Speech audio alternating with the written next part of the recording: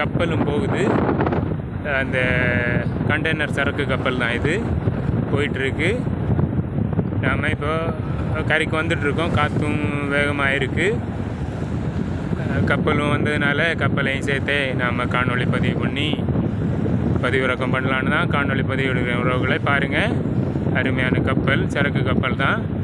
நாம் இந்த கப்பல் எப்போவுமே ஓடி வரும்போது நாம் இந்த கப்பல்களில் கடந்து முன்னாடி போகிற மாதிரி எப்போவுமே பார்க்குறதில்ல.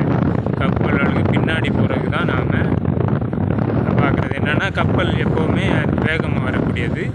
நாம் போட்டுகள் கப்பல் அளவு வேகமாக போகாது. அதுக்காக தான் நாம் எப்போவுமே கப்பலுக்கு பின்னாடி போகிறது தான் நமக்கு சேஃப். அதனால் நாம் இது மொத்தத்தில் எல்லா போட்டு தொழில் பண்ணுற எல்லாருக்குமே இந்த விஷயங்கள் தெரியும். தெரியாத உறவுகளுக்காக தான் இந்த சொல்கிற உறவுகளை பாருங்கள். கப்பலை தாண்டி நாம் போயிட்டுருக்கோம். கப்பலுக்கு பின்னாடி வழியாக தான் போயிட்டுருக்கோம். காற்றும் அதிகமாக தான் இருக்குது. நாம் கரைக்கு ஓடி போயிட்டுருக்கோம். இன்னைக்கு கிட்டத்தட்ட ஒரு 30 கிலோமீட்டர் பக்கத்தில் இருக்குது நாம் கரைக்கு போகிறதுக்கு. கப்பலை தாண்டி நாம் போயிட்டுருக்கோம். நம்ம போட்டு பின்னாடியே சின்ன 2 போட்டுகளையும் கட்டி இழுத்துட்டு தான் வந்துட்டுருக்கோம். பாருங்கள் உறவுகளை.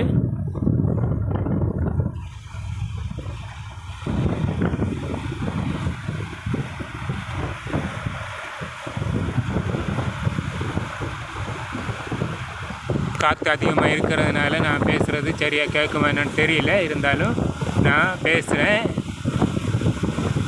உறவுகளை பார்த்துக்குங்க. நாம் ஓடி வந்துட்டுருக்கோம். கப்பலும் தாண்டி போயிடுச்சு.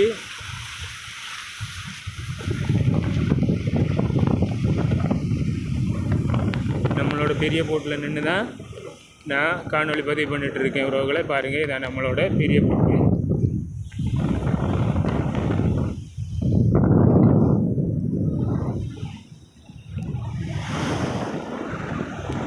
ஓகே உறவுகளே, பாய்.